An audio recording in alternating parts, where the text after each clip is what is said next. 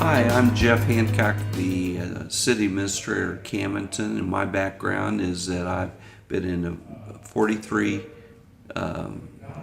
years I've been in the profession, and my first city was Camdenton. My last city is Camdenton as a city administrator when I decided to retire. What I spoke about at this conference today is I gave a background on a housing study that we did for the three-county area under the auspices of the Lake of the Ozarks Regional Economic Development Council. And that is really the private end of working on economic development, whereby on the government side is usually what's called council local governments. And a friend of mine, in 2016, this friend who's the planner of Sunrise Beach, Mr. Roger Corbin, we both had been in Nebraska and experienced the advantages of doing a housing study. I was in western Nebraska, and we hadn't had very many building permits issued, and the goal was really to get developers from the Omaha and Lincoln area, and it was paid for by the state of Nebraska Housing Commission.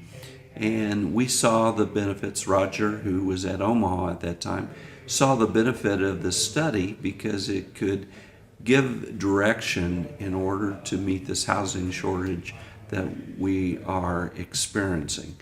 So at the session, I gave a background of that, but particularly what some of the reasons is generally speaking, you try to have 30% of your median income directed towards housing, and particularly around the lake, that has gone up.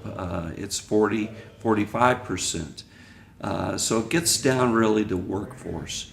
If I'm an individual and I get a job for $9, $10, $11 and I have to drive in 15, 20 miles, the employer hires me, and then what occurs is that employer puts in a lot of training, gas prices spike up a little bit, and the individual says, I can't make it, and I need to go back home because I can't afford the housing here.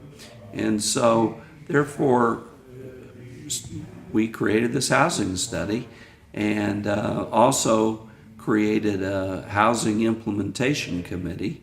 And some of the great things that we've done is we've been able to meet with developers. In this study, we went to every city of above 2,000 in the region, communicated to them what they needed to do in order to create an adequate housing supply.